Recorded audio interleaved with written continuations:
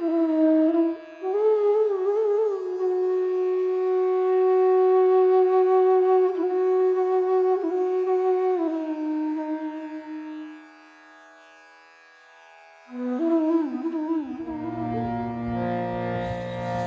राम जय जय राम, श्री राम जय जय राम, श्री राम जय जय राम, श्री राम जय जय राम, श्री राम जय जय राम, श्री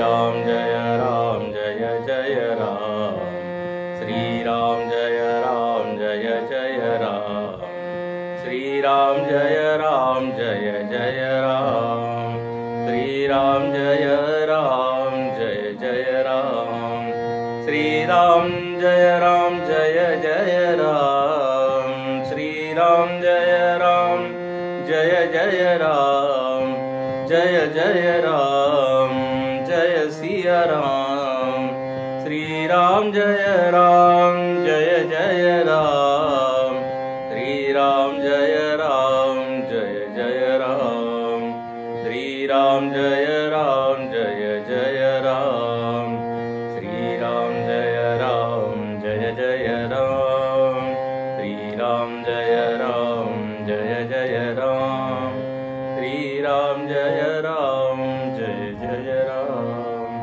श्री राम जय जय राम, जय जय राम।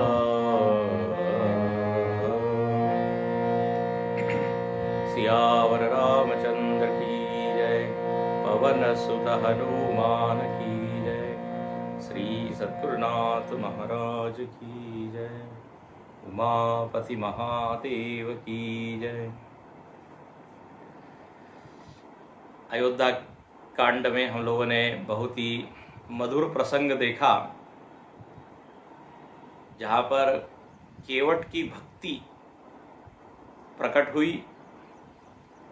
केवट की निश्चल भक्ति थी, बिना किसी छल कपट या बिना किसी स्वार्थ के वो भगवान की सेवा करना चाहता था और उसकी वो इच्छा पूरी हुई। भगवान उसको कुछ देना चाहते हैं लेकिन वो कुछ लेता नहीं है। भगवान ने फिर अपनी ओर से उसको भक्ति का वरदान दिया, भगति विमल बरु देई। केवट कहता है कि मुझको आज क्या नहीं मिला, अब कुछ मन में कमी का अनुभव ही नहीं है, अभाव का अनुभव ही नहीं है, तो मैं क्या मांगू। भागवत में आया है, सुखाय कर्माणि करोति लोक, नते सुखम वान्य उपारमम वा। लोग जो है सुख के लिए प्रयत्न करते हैं, सुख उनको मिलता नहीं। अच्छा, दूसरा, सुख की इच्छा छोड़ दे तो वो इच्छा छूटती नहीं, क्योंकि वो नेचुरल इंस्टिंक्ट है अपने भीतर कि मुझको सुख चाहिए, सुख चाहिए। सुख के लिए हम बहुत मजदूरी करते रहते हैं, जैसे यहाँ केवट ने कहा, बहुत काल कीनी मजूरी, बहुत काल में कीनी मजूरी। तरह तरह के हम कर्म करते हैं, साधनों को लाते हैं, लेकिन जो हमारी मांग है वो पूरी नहीं होती। डिमांड एंड सप्लाई का नियम है ना, डिमांड के अनुसार यदि सप्लाई हो तो सुख है। अब हमारी सुख की डिमांड तो बहुत ज़्यादा है, लेकिन जगत वो सप्लाई करने में असमर्थ है। तो बोले वो सुख कहाँ मिलेगा, तो बोले बस आपकी भक्ति में ही, आपके चरणों में। इसलिए आपने जो मुझको भक्ति का वरदान दिया बहुत ही ठीक है, ये सबसे उचित है। और भक्ति में ऐसा है, अधिकार नहीं लगता। शायद मैंने पहले संकेत किया हो, जितने अन्य मार्ग हैं उन सारे मार्गों में कंडीशन लगती है। योग मार्ग हो, ज्ञान मार्ग हो, कर्म मार्ग हो, कर्मकांड करना है तो अधिकार उसमें लगता है। हर कोई हर हवन, प्रत्येक हवन नहीं कर सकता। वर्ण, आश्रम, आयु के अनुसार उसका निश्चय होता है। योगासन भी सब कोई नहीं कर सकते या सब समय नहीं कर सकते। अब भोजन करने के बाद यदि कोई शीर्षासन करना चाहे तो क्या होगा? सारा भोजन उल्टी दिशा में। लेकिन भोजन करने के बाद आप नाम स्मरण कर सकते हो। हाँ, भोजन करने के बाद आप रामायण पढ़ सकते हो, लेकिन योगासन नहीं कर सकते। हो गया ना? एक शर्त है। ज्ञान के लिए भी कहा कि आपके पास साधन चतुष्टय हो तो वो ज्ञान का लाभ होता है। इसलिए कहते हैं भक्ति स्वतंत्र सकल सुख खानी। भक्ति, प्रेम एक ऐसी चीज है, वो भगवान से आप कभी भी कर सकते हो। रोते हुए कर सकते हो, हंसते हुए कर सकते हो, आंख बंद करके कर सकते हो, भजन कीर्तन गा के कर सकते हो। प्रेम की अभिव्यक्ति तो कभी भी कैसे भी हो सकती है। इसलिए यहाँ केवट भले ही मल्लाह जाति का है, लेकिन महाभगत है, बड़ा सुंदर भगत है, और भगवान ने उसको और भक्ति का वरदान दिया। अच्छा, इसके बाद आगे चलते हैं। कहते हैं गंगा जी की पूजा की है जानकी माता ने, और गंगा जी से आशीर्वाद मांगा है। देखो, मनोकामना मांगते ना, मराठी में कहते हैं नवस करने। मनोती मांगना एक होता है, अपनी इच्छा हम भगवान के सामने रखते हैं। तो अब यहाँ पे गंगा जी की पूजा की, और क्या मांगती है कि बस मैं यही मांगती हूँ कि हम सब वापस कुशल अयोध्या की ओर पहुँच पाए 14 वर्ष के बाद। तो हमारी ये जो यात्रा है ये निर्विघ्न हो, वनवास जो है वो निर्विघ्न हो, यही मैं मांगती हूँ। गंगा जी मुस्कुरा दी। उन्होंने कहा अब आप यदि लीला कर रहे हैं तो मैं भी लीला करती हूँ, मैं भी आशीर्वाद देती हूँ कि आप बिल्कुल सफल होंगे और आप अवश्य ही लौटोगे कुशलतापूर्वक। इसलिए 103 में देखिए, दुआ नंबर 103, प्राणनाथ देवर सहित कुशल कोसलाई, पूजहि सब मन कामना, सुज सुर हरि जग छाई। आपकी मनोकामना पूरी होगी, आपका सुंदर यश पूरे जगत में छा जाएगा। सब लोग कहेंगे कि बताइए, देखिए तीनों लोगों ने वन गमन में लोगों का कितना हित किया, कितने लोगों को सुख दिया, कितने असुरों को मारा, धर्म की स्थापना की, सब लोगों के नेत्रों को सफल किया। ऐसा आपका यश फैल जाएगा। देखिए, यहाँ पे एक मिनट सोचने की बात है। लोक में, समाज में हम प्राय देखते हैं, मंदिरों में जाते हैं, हम तीर्थों में जाते हैं और अपनी मनोकामना व्यक्त करते हैं। भगवान, ये मेरी इच्छा पूरी होगी तो मैं इतना दान करूँगा, ये चढ़ाऊँगा। तो कुछ न कुछ मांगते हैं, हम मांगते हैं, कामना होती है। तो इसमें कोई गलत बात नहीं है। सामान्य व्यक्ति तो अधूरा है, जीव जो है ना वो, उसमें अभाव की अनुभूति सतत होती रहती है। अब इस अभाव की पूर्ति करने के लिए वो अलग अलग उपाय खोजता है। उसी में से एक उपाय है कि भाई भगवान से ही प्रार्थना करें। दाता एक राम, भिखारी सारी दुनिया। हम दो लोगों से मांग सकते हैं, या तो जगत से मांग सकते हैं या भगवान से मांग सकते हैं।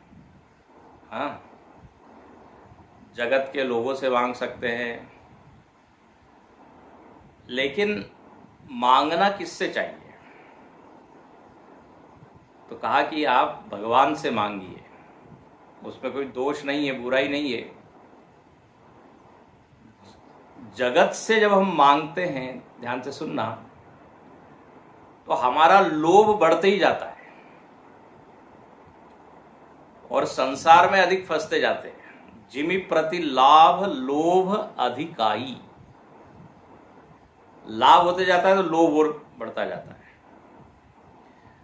लेकिन जब हम भगवान से मांगते हैं और भगवान जब इच्छा को पूर्ण करते हैं, तो फिर भगवत लाभ का लोभ होता है, मतलब हम भगवान की ओर चलते हैं। ध्यान से सुनना, ये बहुत सुंदर भीतर का ये नियम है। भाई, आपको जिससे लाभ हो रहा है उससे के प्रति प्रेम बढ़ेगा कि नहीं? बड़ी सीधी बात है। जो आपकी मदद कर रहा है उसके प्रति श्रद्धा बढ़ेगी। तो संसार यदि मदद कर रहा है तो संसार ही हमको अच्छा लगने लगेगा।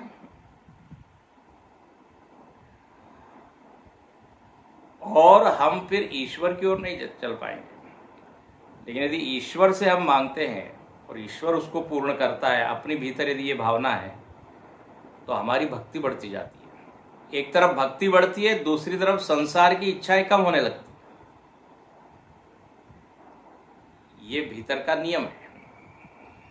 तो मांगना किससे चाहिए, ये बात है। और मांगना क्या चाहिए?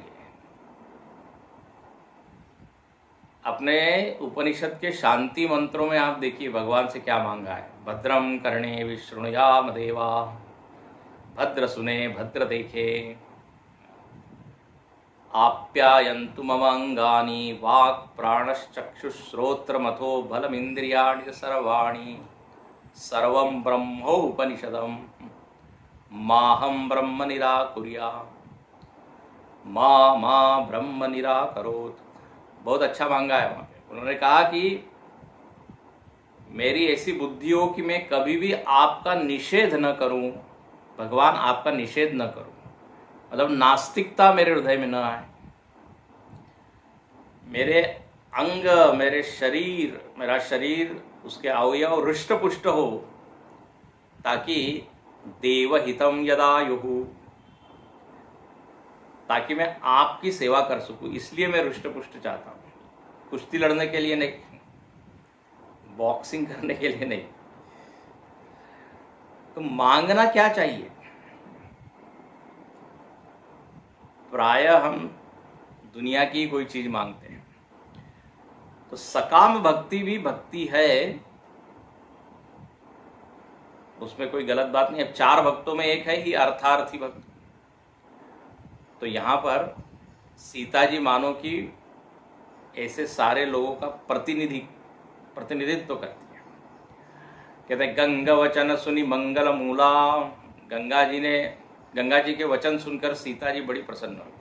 बोले आपने आशीर्वाद दिया, निश्चित ही आपका आशीर्वाद सफल होगा, हम वापस कुशल अयोध्या लौटेंगे। ये बिल्कुल देखो लोक में जैसी प्रथा होती है, बिल्कुल तुलसीदास जी उसके अनुसार यहाँ वर्णन करते हैं। बार बार हम बता चुके हैं आपको, रामायण में लोकमत और वेदमत दोनों है।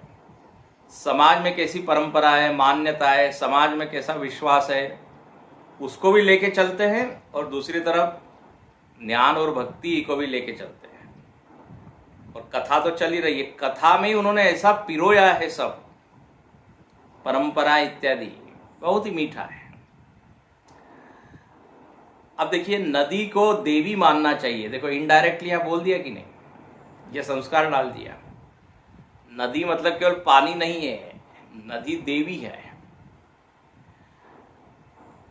श्रद्धा एक ऐसी बढ़िया चीज है कि पानी को देवी बना देती है, पर्वत को देवता बना देती है। तो अब जब सीता जी भगवान उस नदी को देवी कह रहे हैं, तो सामान्य व्यक्ति को भी वही भाव रखना चाहिए। ये यहाँ पर प्रयोजन है।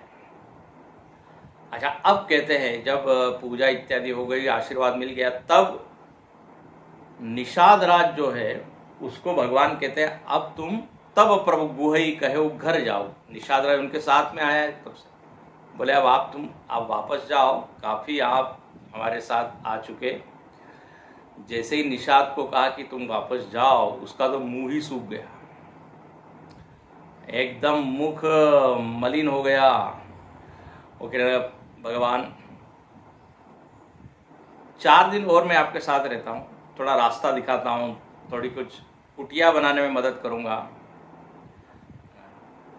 मुझको कोई जल्दी तो है नहीं। मैं तो चाहता हूँ जितना समय आपके साथ व्यतीत करूँ उतना ही अच्छा है, लाभ है, मेरा हित है। आप जहाँ कहेंगे वहाँ मैं पर्णकुटी बना दूंगा। वापस वो जाता नहीं। भगवान ने कहा चलो ठीक है, आ जाओ। देखिए यहाँ पर भी नियम क्या निकलता है कि जिसके प्रति हमारा प्रेम होता है, तो प्रेम मैंने बताया था शायद, प्रेम की बेटी है सेवा। हाँ, when we love somebody, then we want to serve it. सेवा करने की इच्छा स्वतः आती है, जबरदस्ती सेवा नहीं होती जब प्रेम होता है तो। अच्छा, सेवा के हम अलग अलग कारण ढूंढते हैं, मैं ये करता हूँ वो करता हूँ, भले ही सामने वाला बोल नहीं रहा है, लेकिन ये अपने मन में वो नई नई चीजें सोचता है कि ऐसी सेवा हो सकती है, इस ढंग से हो सकती है। आपने हनुमान जी की कथा तो सुनी होगी। भरत जी, लक्ष्मण जी, शत्रुघ्न जी, सीता जी, सब ने काम बांट लिए कि राम जी की सेवा हम करेंगे। हनुमान जी को कोई काम ही नहीं दिया। हनुमान जी ने कहा आप लोग एक चीज भूल गए। वो क्या? बोले चुटकी बजाना, जब उबासी आएगी तो चुटकी बजाना, ये सेवा मैं करूंगा। 24 घंटे हनुमान जी राम जी के पास। बोले कभी भी आ सकती है उबासी। तो क्या है कि जब अपने भीतर श्रद्धा भक्ति हो तो अलग अलग ढंग से सेवा करने की कल्पना आती है, ये कर सकते हैं, वो कर सकते हैं। तो यहाँ पे निषाद राज सेवा करना चाहता है। भगवान ने देखा, बोले ठीक है चलिए। उसके बाद भगवान आगे बढ़ते हैं और कहाँ पर पहुँचते हैं? बहुत सुंदर प्रसंग है। तीर्थराज प्रयाग में पहुँचते हैं। आइए इसको पढ़े जरा 104 के बाद। तेहि दिन भयउ विठपतर वासु, लखन सखा सब कीन सुपासु। प्रात प्रात कृत करि रघुराई, तीरथ राजु तीक प्रभु जाई। सचिव सत्य श्रद्धा प्रिय नारी, माधव सरि समीतु हितकारी। चारि पदारथ भरा भंडारु, पुण्य प्रदेश देश अति चारु। शत्रु अगम गढ़ु गाढ़ सुहावा, सपने हुनई प्रतिपक्षि न पावा। सेन सकल तीरथ बरवीरा, कलुष अनीक दलन रणधीरा। संगमु सिंहासन सुठि सोहा, शत्रु अखय बटु मुनि मनु मोहा। चवर जमुनरु गंग तरंगा, देखी होई दुख दारिदवंगा। सेवहि सुकृति साधु सुचि, पावहि सब मन काम। बंदी वेद पुराण गण, कहई विमल गुण ग्राम। सियावर रामचंद्र की जय, पवन सुत हनुमान की जय। उमापति महादेव की जय, बोलो भाई सब संतन की जय। गंगा जी को प्रणाम करके तीनों लोग आगे चले और कहते हैं एक रात में तो वो एक पेड़ के नीचे ही रहे सब लोग। कितना कठिन रहा होगा। और उसके बाद प्रातः काल भगवान तीर्थराज प्रयाग पहुंचते हैं। प्रयाग, जिसका पहले नाम था इलाहाबाद, अब उसको कहते प्रयागराज, तीर्थराज, प्राचीन नाम है। तीर्थराज का दर्शन भगवान करते हैं। बहुत ही प्यारा यहाँ पे वर्णन है, सुंदर वर्णन है। तीर्थों के राजा है प्रयाग, वहाँ पे त्रिवेणी संगम है।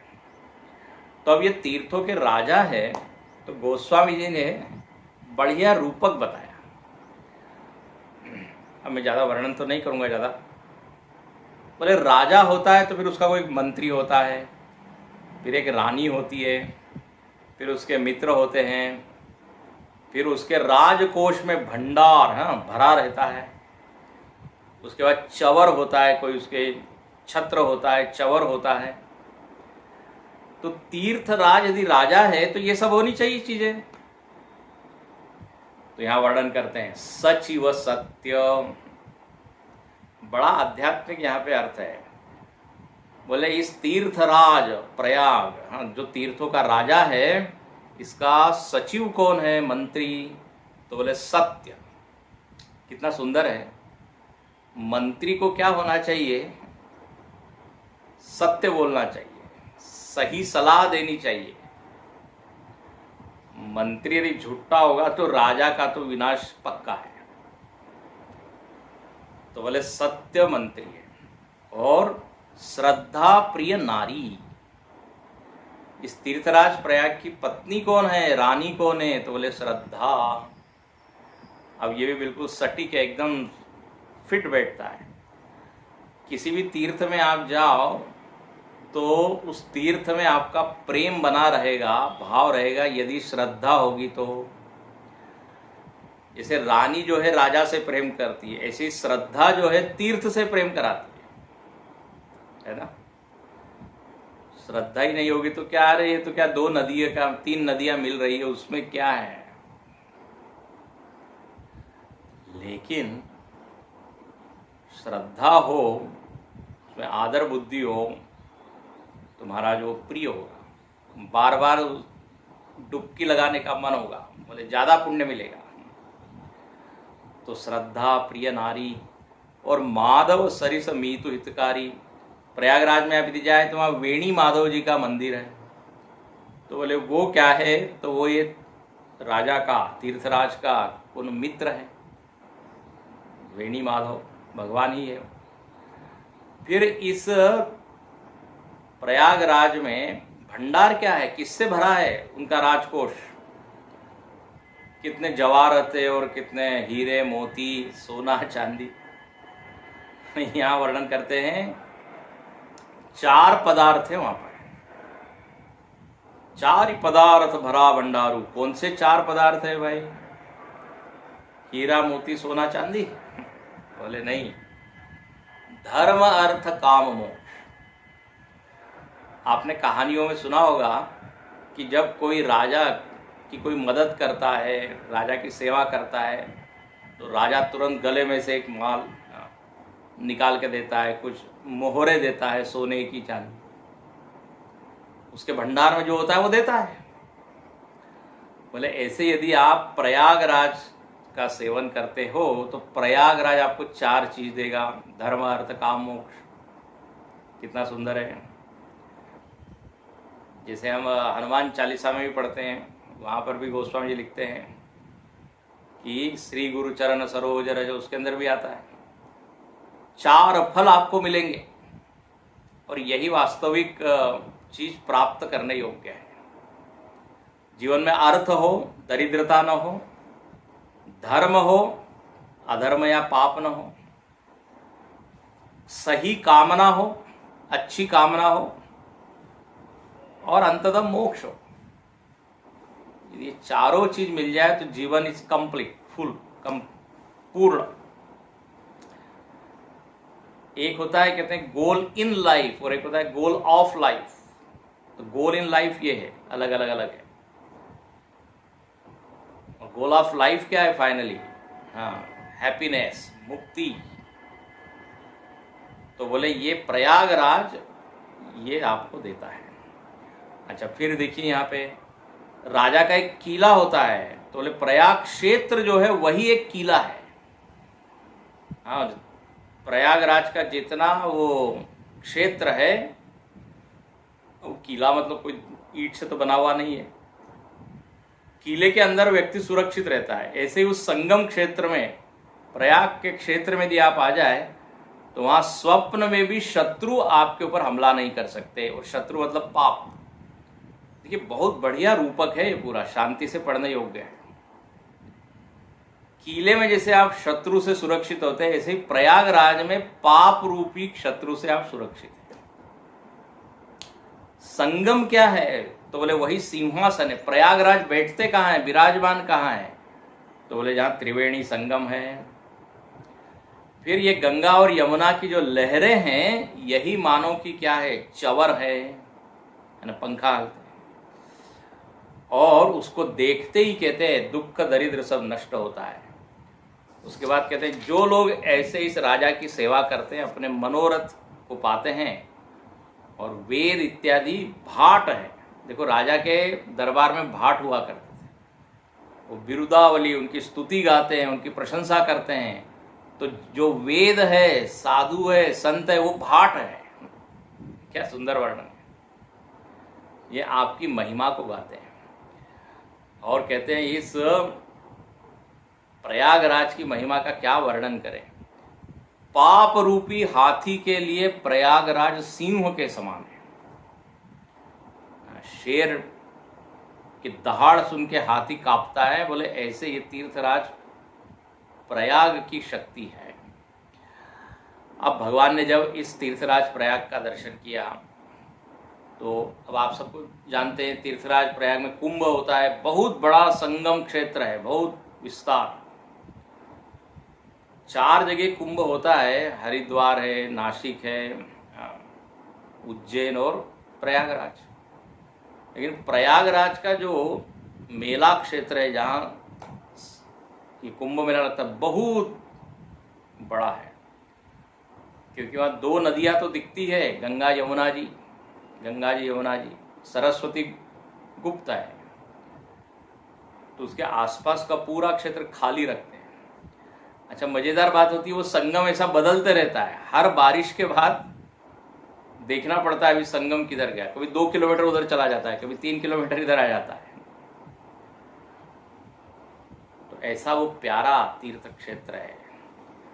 भगवान दर्शन करते हैं और एहि विधि आई बिलोकी बेनी सुमिरत सकल सुमंगल दीनी। त्रिवेणी का दर्शन किया, उसके बाद भगवान भरद्वाज ऋषि के आश्रम में आते हैं। आज भी लोग बताते हैं भरद्वाज आश्रम है वहाँ प्रयाग में। भरद्वाज आश्रम में भगवान पहुँचे। भरद्वाज ऋषि को जैसे ही ये खबर मिलती है, एकदम महाराज दौड़ के आते हैं। देखो ये आप सुनिए 105 के बाद 5वीं चौपाई। एहि विधि आई बिलो, एहि विधि आई बिलो की बेनी, सुमिरत सकल सुमंगल देनी, मुदित नहाई कीनी शिव सेवा, पूजी जथा विधि तीरथ देवा, तब प्रभु भरद्वाज कहि आए, करत दंडवत मुनि उरलाए, मुनि मन मोदन कछु कहि जाई, ब्रह्मानंद राशि जनु पाई, दीनी असीस मुनि सौर, अति आनंद अस जानी, लोचन गोचर सुकृत फल, मनहु किए विधि आनी, सियावर रामचंद्र की जय, पवन सुत हनुमान की जय, उमापति महादेव की जय, बोलो भाई सब संतन की जय। भगवान ने तीर्थराज में स्नान किया और फिर भरद्वाज ऋषि के पास में आए। अब भरद्वाज जी को जैसे ही मालूम पड़ा, एकदम दौड़ के आते हैं और वो भगवान को दंडवत करने लगे। भगवान ने एकदम उनको उठाया, उन्होंने कहा आपका स्थान मेरे चरणों में नहीं, मेरे हृदय में।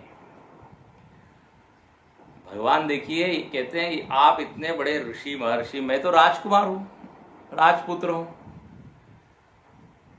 भगवान वहाँ अपनी भगवत्ता को छिपाते हैं, कहते हैं मैं भगवान नहीं, मैं तो सामान्य व्यक्ति हूँ।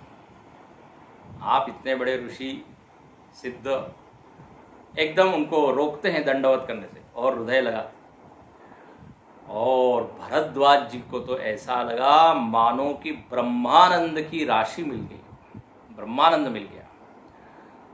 और ऐसा आनंद क्यों न हो, क्योंकि ब्रह्म ही है, ब्रह्म ही एक मानव रूप में आज सम्मुख खड़ा है।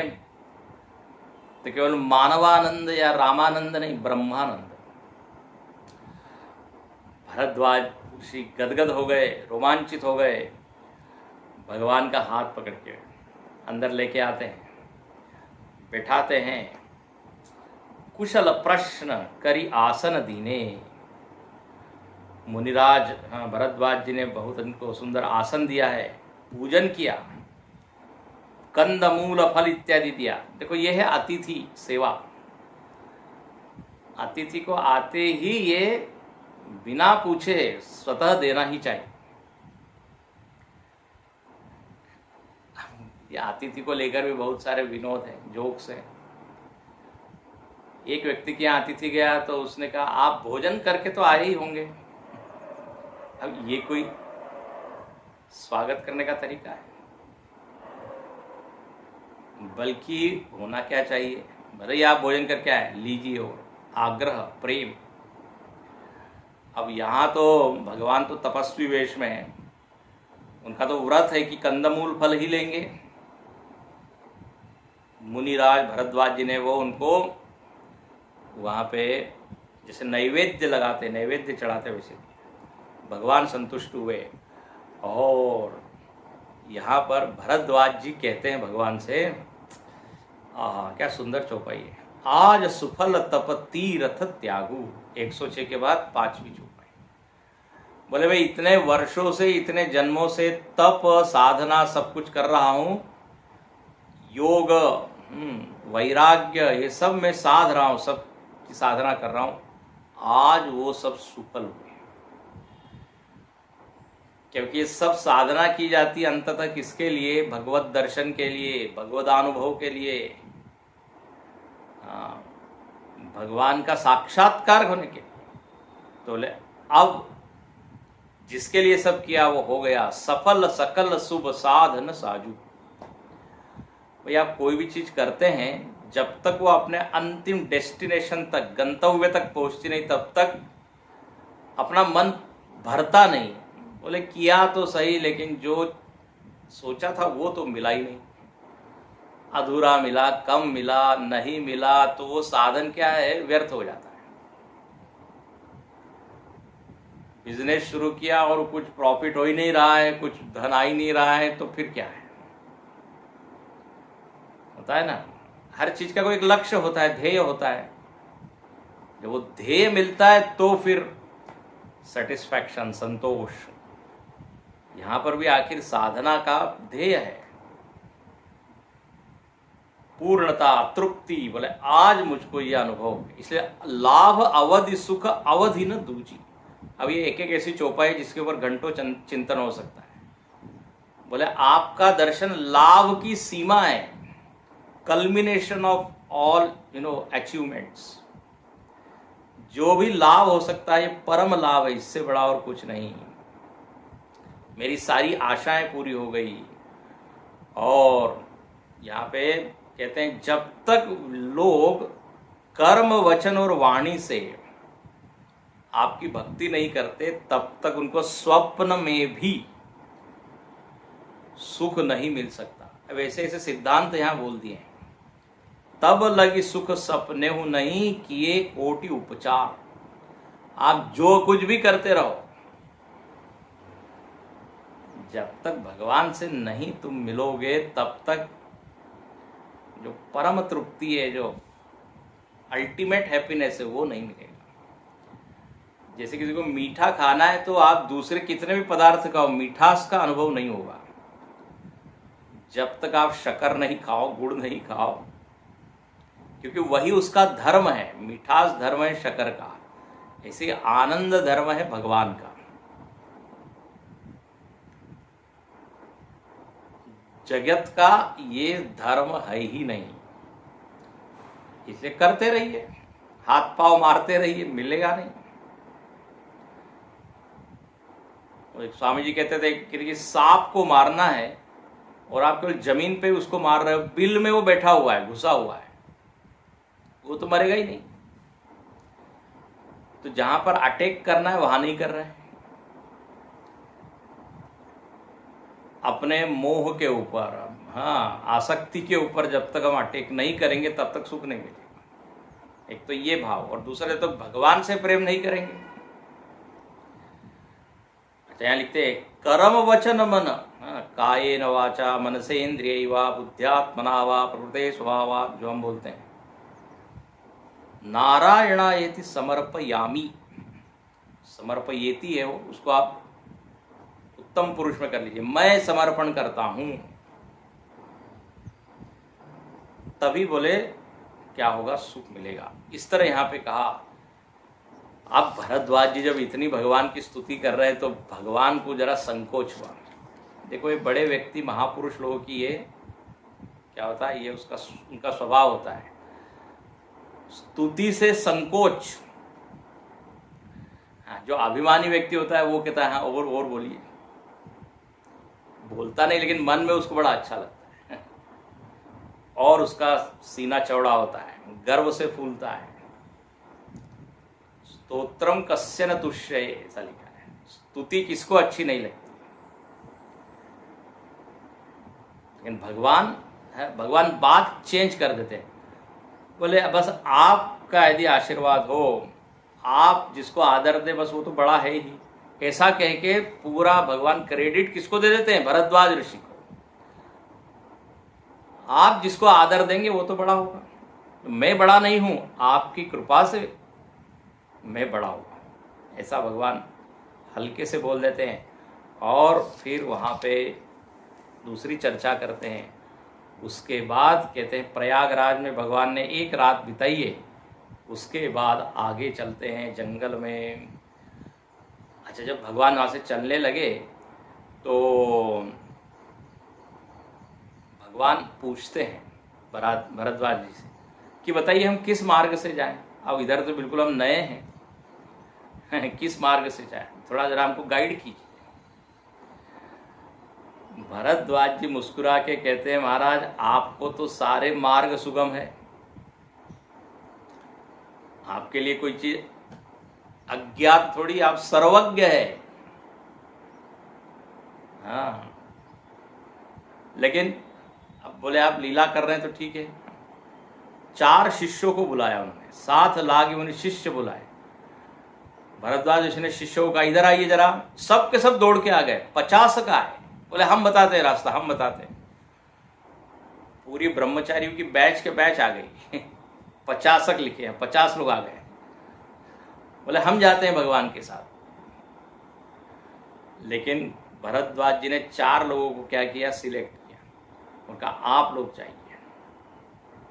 जो लोग भाग्यवान थे उन 4 लोगों को दिया, उनका ये आपको मार्ग बताएंगे। अब यहाँ पर इसका एक संकेत ऐसा बताते हैं कि ये जो 4 शिष्य ये 4 वेद के प्रतीक है। ये वेद ही हमको गाइड करते हैं कि नहीं, मार्गदर्शन करने वाले कौन है, वेद। ऋग्वेद, यजुर्वेद, सामवेद, अथर्ववेद।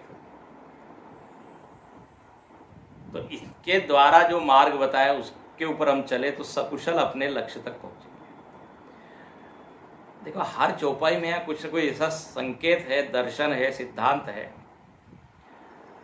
अच्छा, भरद्वाज ऋषि से भगवान मार्ग पूछते हैं, ध्यान से सुनना। और आगे अब हम चलेंगे वाल्मीकि ऋषि के पास, वहां भगवान रहने के लिए स्थान पूछते हैं।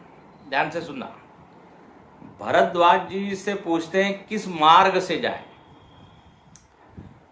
और वाल्मीकि ऋषि से पूछते हैं हमको रहने के लिए स्थान दीजिए। वो बहुत ही अच्छा प्रसंग है। तो भरद्वाज ऋषि से मार्ग क्यों पूछ रहे हैं और वाल्मीकि ऋषि से रहने के स्थान क्यों पूछ रहे हैं? तो इसका बड़ा अच्छा अर्थ है। बोले भरद्वाज ऋषि जो है त्रिवेणी संगम पर रहते हैं, और ये त्रिवेणी संगम का अर्थ रामायण में ही बताया है। आध्यात्मिक अर्थ कर्म, ज्ञान और भक्ति, ये है त्रिवेणी। मुद मंगलमय संत समाजू, जो जग जंगम तीर्थ राजू। ये जो संत लोग चलते फिरते प्रयाग हैं, और इनके भीतर 3 नदियां बहती है, कर्म, भक्ति और ज्ञान की। भरद्वाज ऋषि इन तीनों मार्गों के ज्ञाता है, त्रिवेणी के ज्ञाता है।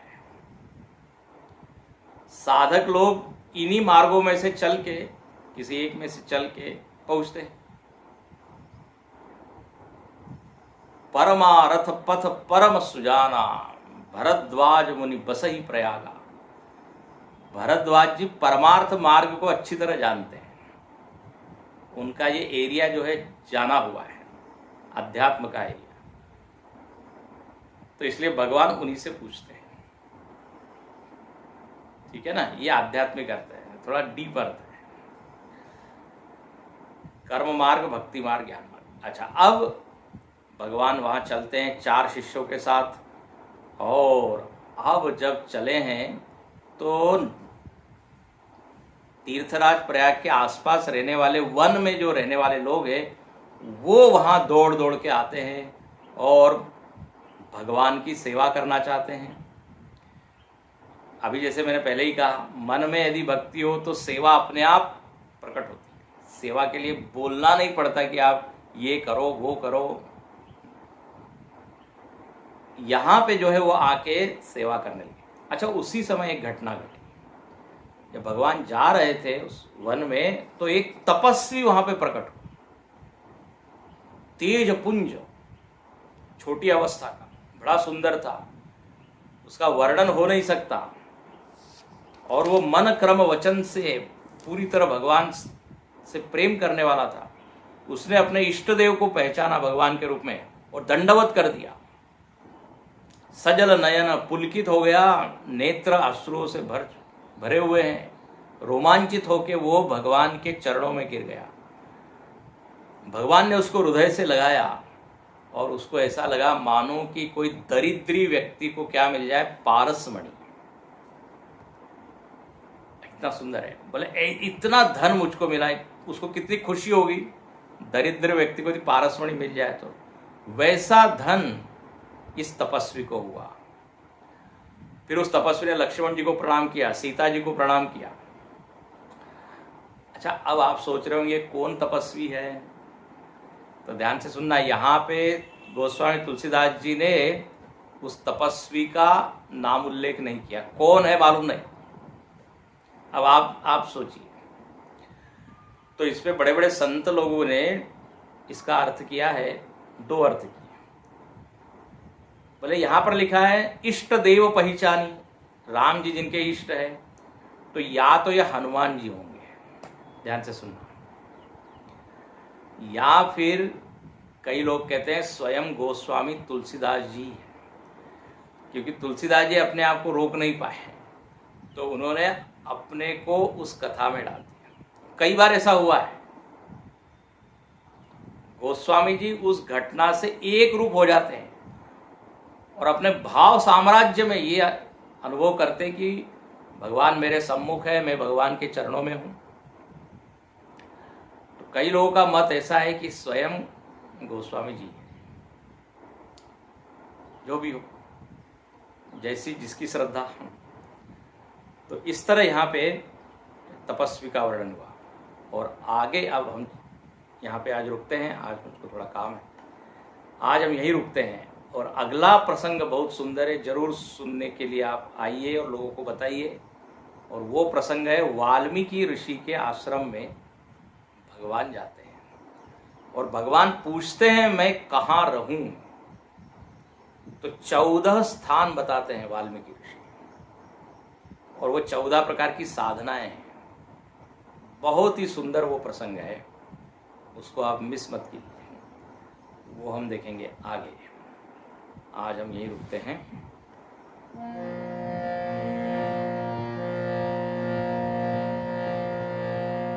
हरि बोल हरि बोल हरि हरि बोल, मुकुंद माधव गोविंद बोल, केशव माधव गोविंद बोल, केशव माधव गोविंद बोल, मुकुंद माधव गोविंद बोल, मुकुंद माधव गोविंद बोल। राम बोल राम बोल राम राम बोल, सीता समेत श्री रामचंद्र बोल, कृष्ण बोल कृष्ण बोल कृष्ण कृष्ण बोल, राधा समेत श्री कृष्ण चंद्र बोल, कृष्ण चंद्र बोल। ओम पूर्णमदः पूर्णमिदं पूर्णात् पूर्णमुदच्यते, पूर्णस्य पूर्णमादाय पूर्णमेवावशिष्यते। ओम शांति शांति शांति। हरि ओम। श्री गुरुभ्यो नमः। हरि ओम।